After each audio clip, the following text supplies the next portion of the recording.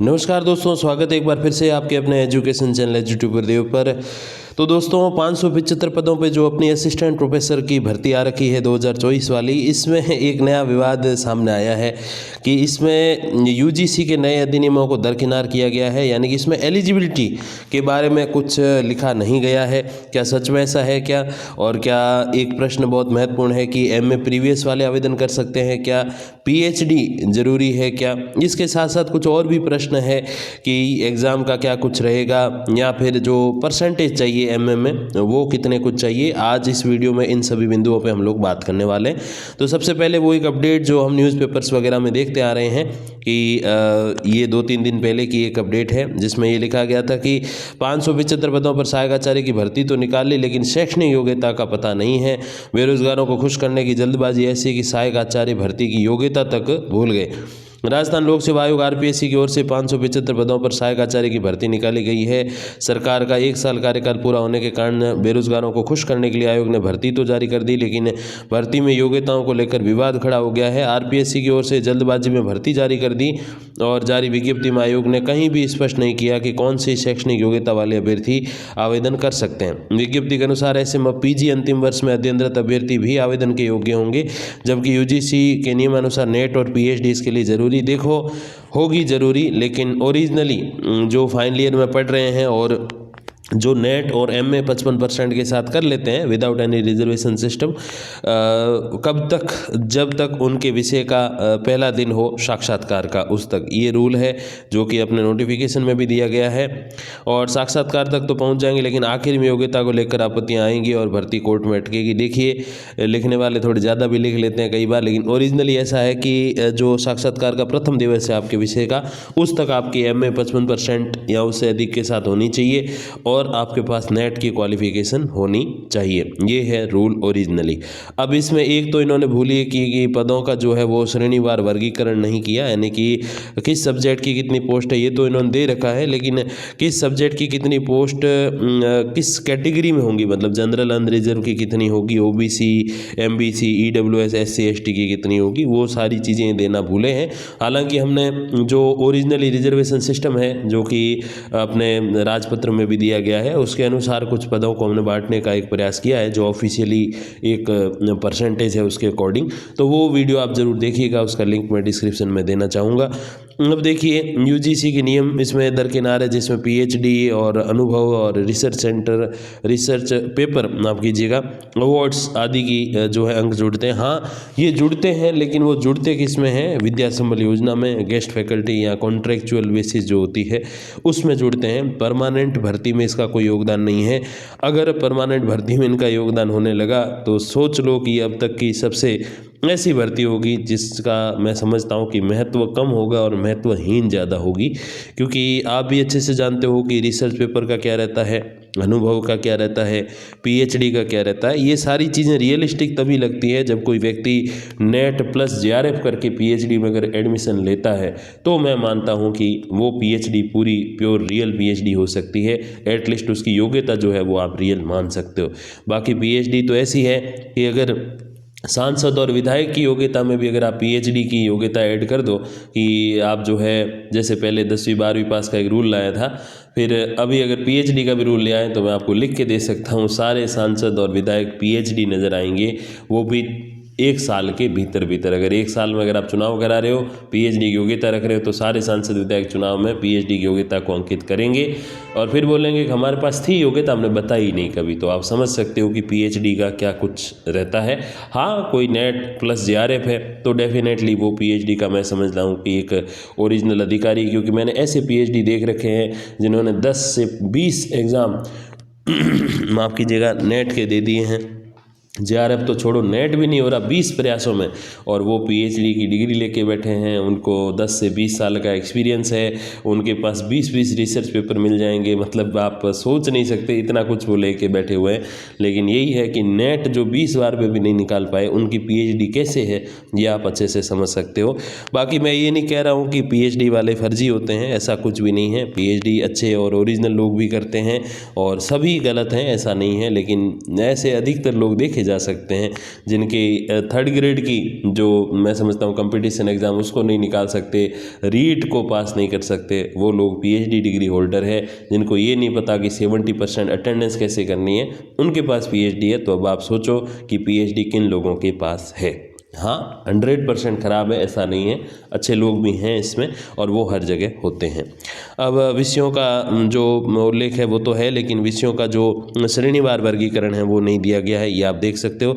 तो इस प्रकार से कुछ अपडेट आपने देखी, इसमें 55% ज़रूरी है। अब इसमें तो देखो विज्ञप्ति मैंने पूरी खंगाल ली है, इसमें हालांकि ये बहुत सत्य है कि ये भूल गए, क्योंकि जल्दबाजी में कुछ चीज़ें जारी की ना, तो इसीलिए भूल गए कि योग्यता को लिखना है कि नहीं लिखना। हाँ, इतना अवश्य लिखा है कि उक्त योग्यता में अंतिम वर्ष में सम्मिलित हुआ या होने वाला अभ्यर्थी, मतलब यानी कि परीक्षा देने वाला अभ्यर्थी आवेदन कर सकता है, जिसको साक्षात्कार के प्रथम दिवस तक अपनी योग्यता को अर्जित करने का सबूत देना पड़ेगा। यानी कि जो एमए फाइनल ईयर में पढ़ रहा है, अब एमए फाइनल ईयर में पढ़ रहा है या एमए फाइनल ईयर का एग्ज़ाम दे चुका, रिजल्ट आना है, वो व्यक्ति जिसके पास नेट भी नहीं है वो फॉर्म भर सकता है, लेकिन उसके ये एमए और नेट दोनों चीज़ कब कंप्लीट हो जानी चाहिए, उसके विषय का साक्षात्कार जब होगा तब तक कंप्लीट हो जानी चाहिए। देखिए, अब इसमें एक प्रश्न आपका जो सबसे ज़्यादा पूछा गया कि विज्ञप्ति में आवेदक योग्यता का विवरण नहीं है, तो देखिए ये ज़रूर लिखा है एमए फाइनल ईयर में होना चाहिए या एमएससी एमकॉम जो भी है उसमें फाइनल ईयर में होना चाहिए पीजी के, और आपकी जो नेट की ये दोनों क्वालिफिकेशन है पीजी प्लस नेट, ये तब तक होनी चाहिए जब आपका इंटरव्यू का पहला दिन हो। तो एक तो ये बात बिल्कुल, इसके अलावा जो चीज़ें वो सारी मिसिंग है। जो दिया हुआ होता है ना कि आपके पास नेट होनी चाहिए, 2009 से पहले वाली पीएचडी है तो नेट से आपको छूट मिलेगी, और सेट स्लेट राजस्थान वाली मान्य है, दूसरे राज्य वाली 2002 से पहले वाली है तो मान्य है। ये सारी चीज़ें जो होती है वो इसमें आपको देखने को नहीं मिलेंगी। यूजी पीजी में समान विषय होना अनिवार्य है क्या, एक बहुत महत्वपूर्ण प्रश्न है। तो देखिए बिल्कुल भी अनिवार्य नहीं है। अब तक जो रूल्स रहे हैं असिस्टेंट प्रोफेसर के, उसके अंतर्गत अगर हम देखें तो यूजी पीजी में समान विषय न तो इसमें अनिवार्य है न ही फर्स्ट ग्रेड में। बीच में चीज़ वो ज़रूर थी कि जो प्रोमोशनल होता है सिस्टम, जिसमें जो है 50% पद प्रमोशन से भरे जाते हैं सेकंड ग्रेड से फर्स्ट ग्रेड में, उनके ये शर्त रखी थी कि आपके समान विषय होना चाहिए, और फिर ये भी सुनने को आया था कि उसको हटा दिया है। और असिस्टेंट प्रोफेसर में फर्स्ट ग्रेड में दोनों डायरेक्ट रिक्रूटमेंट में ऐसा कोई भी नियम नहीं है कि यूजी पीजी समान विषय होना चाहिए। मैं पर्सनली ऐसे काफ़ी सारे मेरे साथी सहायक आचार्य और व्याख्याताओं को जानता हूँ जिनके यूजी पीजी समान विषय तो छोड़ो, समान संकाय भी नहीं है। मतलब ये है कि एमए उन्होंने जिस विषय में किया, हिस्ट्री पॉलिटी ज्योग्राफी, और उनका पहले हम देखें बीए भी नहीं, बीएससी है, तो सोचो पूरा ही अलग ही सिस्टम है। और 12th में पहले उनके आर्ट्स तार ऐसे करके, मतलब ये अलग अलग चीज़ों से वो चले हैं, किसी के साइंस तार, ऐसा सिस्टम है। तो बिल्कुल भी समान विषय की कोई शर्त नहीं है। कई सारे ऐसे साथी है जो बी टेक या बी आर्क और इस प्रकार का कोई बैचलर का जो कोर्स होता है, अलग अलग होते हैं सारे, तो वो किए हुए, बीए बीएससी बी कॉम भी नहीं किए हुए, अलग ही कोई कोर्स कर रखा उन्होंने 3 वर्षीय, और फिर उन्होंने आके एमए कर लिया हिस्ट्री पॉलिटी ज्योग्राफी हिंदी साहित्य या इंग्लिश लिटरेचर वगैरह में, और वो असिस्टेंट प्रोफेसर हैं उस विषय के, जबकि उससे पहले उस विषय को उन्होंने शायद कभी पढ़ा ही नहीं। तो बिल्कुल कोई अनिवार्यता नहीं है एक विषय समान विषय होने की। फिर एमए प्रीवियस में अध्ययनरत विद्यार्थी आवेदन कर सकते हैं, तो देखिए लिखित नियमों की बाने तो नहीं, हालांकि प्रैक्टिकल रूप से देखें तो ज़रूर कर सकते हैं, क्योंकि हो सकता है भर्ती 2026 तक जाए और इसके इंटरव्यू हो, तब तक तो डेफिनेटली एमए 0 से 100 तक की जा सकती है, मतलब प्रीवियस से लगा के फाइनल ईयर तक की जा सकती है, लेकिन लिखित नियमों के अनुसार नहीं कर सकते। तो एमए प्रीवियस वाले जो विद्यार्थी है वो आवेदन के पात्र फिलहाल नहीं होंगे। पीजी में कितने अंक होने पर आवेदन कर सकते हैं, तो यही महत्वपूर्ण बात है, और इसके लिए हम पिछला जो नोटिफिकेशन था उसको देखेंगे। एक बड़ी बात आप मतलब ध्यान दीजिएगा इसमें कि 2023 जून वाला जो असिस्टेंट प्रोफेसर सामान्य शिक्षा वाला नोटिफिकेशन था वो, और इसी साल का संस्कृत शिक्षा विभाग का लगभग 200 पोस्ट थी सभी विषय मिला के, जिसमें हिंदी अंग्रेजी राजनीति विज्ञान इतिहास वगैरह ऐसे सामान्य वाले सब्जेक्ट थे, बाकी संस्कृत जो साहित्य उसके वाले सब्जेक्ट थे। तो इन सब में अगर हम देखें तो 2023 जून वाली जो भर्ती थी अपनी सामान्य शिक्षा वाली, उसमें तो 5% की छूट थी कुछ कैटेगरीज को, लेकिन जो ये वाली जो भर्ती है संस्कृत शिक्षा वाली, इसमें किसी सामान्य कैटेगरी को नहीं दिया गया था। हालांकि ये अवश्य था कि भूतपूर्व सैनिक या दिव्यांगजन हैं उनको छूट दी जा सकती, कितनी देंगे ये नहीं पता थी, मतलब स्पष्ट तौर पर किसी को भी छूट नहीं दी गई थी। लेकिन लेकिन जो सामान्य शिक्षा वाला नोटिफिकेशन है पिछला जून 2023 वाला, पिछले साल वाला, उसमें आवश्यक रूप से ये बातें बताई गई थी कि 5% की छूट किसको है। अब नोटिफिकेशन को हम देखेंगे भी, और स्नातकोत्तर के प्राप्तांकों में किस श्रेणी को कितनी छूट प्राप्त है, तो यही चीज़ हम देखने वाले। 55% तो देखिए चाहिए। अब इसमें छूट किस किस को है, किस श्रेणी को कितनी छूट है, ये पिछली जो रिक्रूटमेंट है जून 2023 वाली, उसका ये नोटिफिकेशन है, जिसमें स्पष्ट तौर पर दिया गया है कि किस कैटेगरी को कितनी छूट दी जानी है। अब देखिए, ये relaxation of 5% shall be allowed to the bachelors as well as the at masters level for the candidates belonging to, यानी कि जो ग्रेजुएशन की डिग्री है और जो पोस्ट ग्रेजुएशन की डिग्री है, इन दोनों में 5% की छूट मिलेगी। अब पोस्ट ग्रेजुएशन और ग्रेजुएशन का क्या कुछ रहता है, देखिए ग्रेजुएशन की और पोस्ट ग्रेजुएशन की अगर हम लोग बात करें तो पोस्ट ग्रेजुएशन में तो आपको सीधे तौर पर पता है कि 55% जो है वो आपके अंक होने चाहिए, 55% आपके होने चाहिए। और ग्रेजुएशन के लिए तो आप जानते ही हैं, इसमें नहीं, इससे पिछले वाला जो 2020 वाला नोटिफिकेशन था उसमें दिया हुआ था कि ग्रेजुएशन के लिए 45% जो है वो ग्रेजुएशन लेवल पे चाहिए होते हैं, लेकिन उसमें भी कुछ श्रेणी को 5% की छूट दी गई थी 2020 वाली रिक्रूटमेंट के अकॉर्डिंग अगर हम लोग देखें। तो सीधे तौर पर बात यह है कि 55% मिनिमम एमए में चाहिए। वो किसको चाहिए और किसको नहीं, वो यहाँ पर स्पष्ट तौर पे है कि देखिए कौन सी category, SC, ST, MBC, OBC, BC मतलब OBC, और ये जो 4 कैटेगरीज यानी कि EWS और जनरल को इसमें शामिल नहीं किया गया। तो EWS और जनरल कैटेगरी को अगर छोड़ दें तो जो 4 मेन कैटेगरी बच गई, SC, ST, MBC और OBC, इन सभी के अभ्यर्थियों को 55% में से भी 5% की छूट है। मतलब PG में 50% है तो भी आवेदन कर सकते हैं, एक चीज़।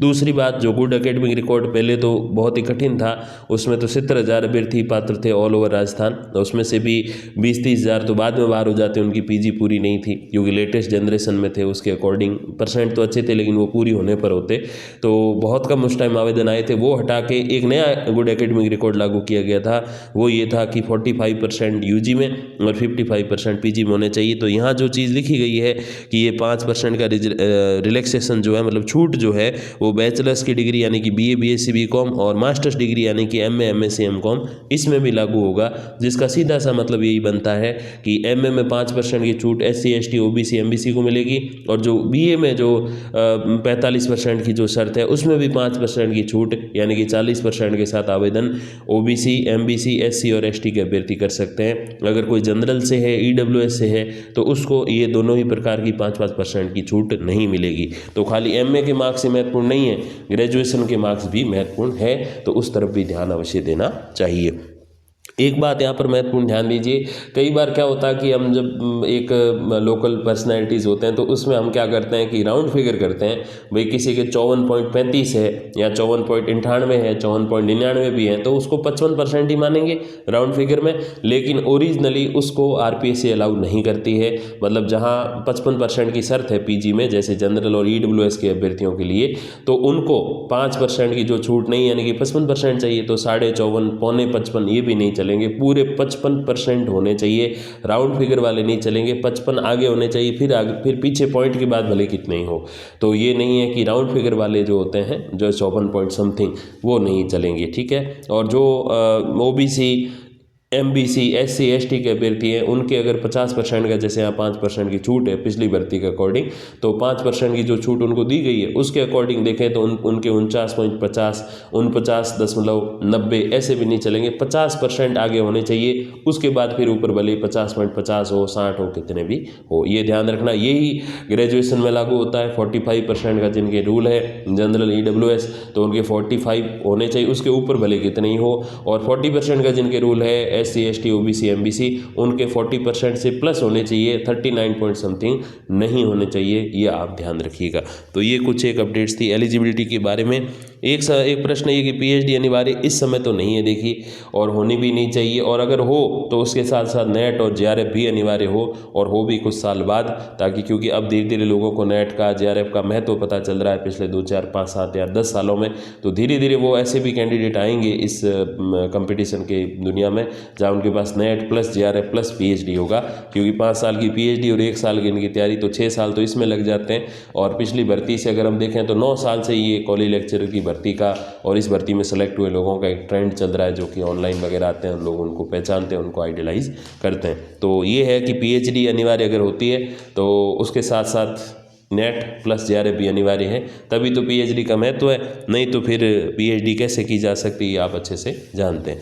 तो यही कुछ अपडेट थी असिस्टेंट प्रोफेसर एलिजिबिलिटी के बारे में। और आरपीएससी मेरे हिसाब से ये जब 12 तारीख से, अगर मैं गलत नहीं हूँ, जनवरी से शुरू हो रहे हैं फॉर्म, तो उससे पहले अभी भी 15 दिन है आरपीएससी के पास, 15-20 दिन, तो इस दौरान वो चाहे तो जारी कर सकती है फिर से ये रिवाइज नोटिफिकेशन। होता है कई बार ऐसा भी, उसमें एक तो ये पदों का विवरण दे दें, वर्गीकरण जो है श्रेणी के अनुसार ये कर दे, और दूसरा ये जो चीज़ें हैं सेम पिछली वाली भर्ती की उठा के कॉपी पेस्ट इधर कर दे। तो ये अगर होता है तो अभ्यर्थियों के मन से शंका मिट जाएगी। बाकी क्या कुछ हो सकता है पॉसिबिलिटी, वो मैंने आपको बता दिया है। संस्कृत शिक्षा विभाग को आइडियलाइज करेगा आरपीएससी तो कोई छूट नहीं मिलेगी, चाहे भले वो ओबीसी और एमबीसी और एससी और एसटी और दिव्यांगजन और पूर्व सैनिकों के अलावा किसी को छूट नहीं मिलेगी, और उनको भी कितनी मिलेगी ये नहीं पता। अगर संस्कृत शिक्षा विभाग के नोटिफिकेशन को आधार बनाते हैं तो, और नहीं बनाते हैं तो फिर यूजी और पीजी दोनों में 5% की छूट इन कैटेगरीज को मिल सकती है। इसमें दिव्यांगजन भी है, ये ध्यान देना, केवल एससी एसटी ओबीसी एमबीसी नहीं है, दिव्यांगजन की जो सारी कैटेगरीज हैं यहाँ आप देख सकते हो, वो भी सारी इस छूट में आती है, ये भी आप ध्यान दीजिएगा। तो उनको भी जो है 55% में से 5% की छूट दी जाती है, ये भी आप ध्यान रखिएगा। और जो भी अपडेट्स आएंगी तो मैं आप तक पहुंचा दूंगा, वो जानकारी वीडियो या फिर कम्युनिटी पोस्ट के माध्यम से। और कोशिश करूंगा कि अगले 1-2 वीडियो में RPSC assistant professor political science के इंटरव्यू के संबंध में भी कुछ बात करूं आपसे। तब तक के लिए धन्यवाद, नमस्कार।